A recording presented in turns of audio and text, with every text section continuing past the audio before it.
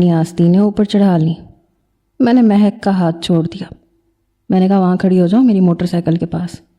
ان کی گاڑی کی طرف تم نے 2 قدم بھی بڑھائے تو یاد رکھنا، مجھ سے برا تمہارے لیے پہلے بھی کوئی نہیں ہے اور اب بھی کوئی نہیں ہوگا۔ میں نے بھی اپنی آستین کے بٹن کھولے، اوپر کی طرف فولڈ کیے۔ ویسے بھی وہ چھوئی موئی سے لڑکے میرے سامنے کچھ بھی نہیں تھے، بس میرے 2 پنچز پہ ریان سمیت 4 لڑکے گاڑی میں بیٹھ کے جا چکے تھے۔ ہم دیکھ لیں گے تمہیں، چھوڑیں گے نہیں، دھمکیاں دے کے چلے گئے۔ جب میں مہک کے پاس آیا تو وہ کچھ خوف زدہ سی لگ رہی تھی۔ میں نے کہا یہ تھا تمہارا عاشق، 2 مکے کھا کے بھاگ گیا؟ کہنے لگی پڑھے لکھے تمیزدار لڑکے تمہاری طرح بدماش نہیں ہوتے۔ میں نے کہا لڑکے؟ یہ کہہ کے میں نے تمسخرانہ مسکرایا۔ میں نے کہا یہ تمہیں یہ لڑکے لگتے ہیں؟ خیر اپنی اپنی چوائس ہے۔ میں موٹر سائیکل پہ بیٹھ چکا تھا اس لیے اسے بھی بیٹھنا پڑا۔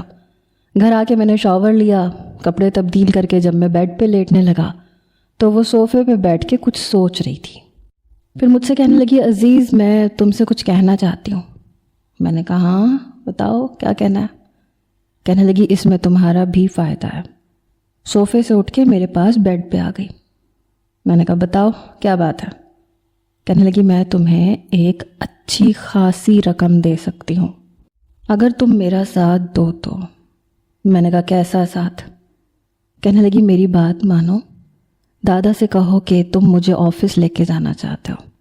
دیکھو میں جانتی ہوں تم میرے جیسی لڑکی کے ساتھ زندگی نہیں گزار سکتے، میں تمہارے ٹائپ کی نہیں ہوں اور بن بھی نہیں سکتی، اور نہ میں تمہارے ساتھ اچھی زندگی گزار سکتی ہوں۔ تم دادا کے سامنے یہ ظاہر کرو کہ جیسے تمہیں میرے ساتھ رہنے میں بہت مشکل پیش آ رہی ہے، اور پھر تم